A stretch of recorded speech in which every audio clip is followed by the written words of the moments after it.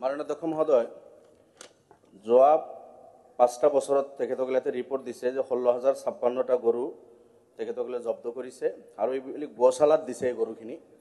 মই মন্ত্ৰী মহোদয়ক অনুৰোধ কৰিম যে গোশালাত দিয়া গৰুখিনি আপোনাৰ গোটেইখিনি ঠিকে ঠাকে আছে না নাই এতিয়া ৰিপৰ্ট এটা ল'ব লাগে। মাজে মাজে আমি গোশালাত স্যাৰ যেটো আমি অৱস্থা পাওঁ তাতে খাদ্যৰ অভাৱ, মেডিচিনৰ অভাৱ, পানীৰ অভাৱত বহুত দুৰৱস্থা, গৰুবিলাকৰ একেবাৰে অৱস্থা নাই। গতিকে মোৰ এটা পৰামৰ্শ থাকিব, জব্দ আপোনালোকে কৰিছে ইলিগেল, বিলকুল ঠিক আছে। দুখীয়া কৃষক অসমত বহুত আছে।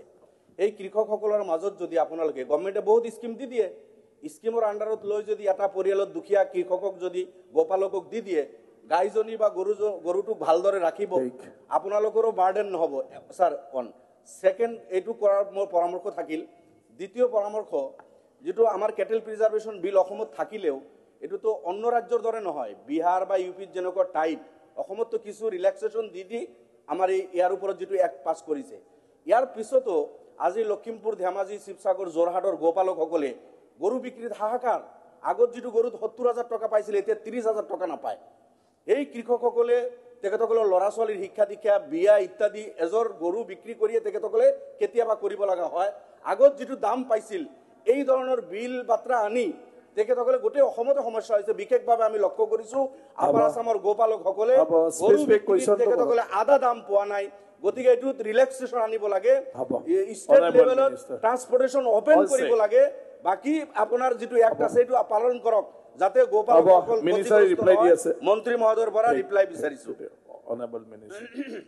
মাননীয় অধ্যক্ষ মহোদয়, আমাৰ জনীয়া সমষ্টিৰ বিধায়ক ডাঙৰীয়াই যেটো কথা কৈছে যে গৰুখিনিৰ স্বাস্থ্য ভালে আছে নাই, সেইটো অলপ লক্ষ্য ৰাখিব লাগে। অধ্যক্ষ ডাঙৰীয়াই ভাল কথা কৈছে, তেখেতে এইটো লক্ষ্য ৰখা হৈছে আৰু খাদ্য পাতিও ঠিকে পাই আছে, গৰুৰ স্বাস্থ্য ভালে আছে। অকল পুলিচে লক্ষ্য ৰাখিছে যে সেইটো নহয়, তাত ভেটেৰিনেৰীকো ইনভলভ কৰা হৈছে। ভেটেৰিনেৰী ডক্টৰে গৈ পেলাই গৰুবিলাকৰ স্বাস্থ্য পৰীক্ষা কৰে। এটা কথা আপুনি ভাল কথা কৈছে যে গোশালাত যদি গৰুবিলাক কমফৰ্টেবলি থাকিলেও যদি দুখীয়া মানুহক সেই গৰুবিলাক যদি দিব পৰা যায়, সেইটো ভাল হ'ব। আপুনি সেইটো যিটো কথা কৈছে সেইটো ভাল আপোনাৰ ছাজেশ্যন, কিন্তু মই আজিয়ে কৰি দিব পাৰিম বুলি হয়তো উত্তৰ দিব নোৱাৰিম। গতিকে প্ৰশ্নটো হৈছে কি, সেইটো মাননীয় মুখ্যমন্ত্ৰীয়ে সিদ্ধান্ত ল'ব। গতিকে এতিয়া কথা ছাজেশ্যনটো কিন্তু আপোনাৰ ভাল, কিন্তু সমস্যাটো যিটো আপুনি কৈছে সেইটো মই অনুভৱ কৰোঁ। সেইটো কথা মই অনুভৱ কৰোঁ। কি অনুভৱ কৰোঁ যে আপুনি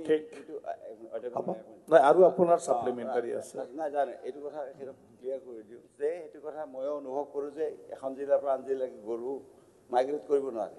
এতিয়া এইটো বস্তুটো হৈছে দুইটা কণ্ট্ৰাডিক্ট হৈছে। এতিয়া মাইগ্ৰেট কৰিব নোৱাৰে, মাইগ্ৰেট কৰিব লাগে, নহ'লে খেতিয়কৰ অসুবিধা হৈছে। ইফালে আকৌ মাইগ্ৰেট কৰিলে ক'ব যে গৰুৰ এইবিলাক বাহিৰলৈকে পঠাইছে, বাংলাদেশলৈকে। এই দুটা কণ্ট্ৰাডিক্টৰী এটা অৱস্থাৰ আমি চৰকাৰ উপনীত হৈছে। সেইকাৰণে আপুনি যিটো কথা কৈছে সেইটো বেয়া কথা নহয়। আমি মনোৰঞ্জন তালুকদাৰ।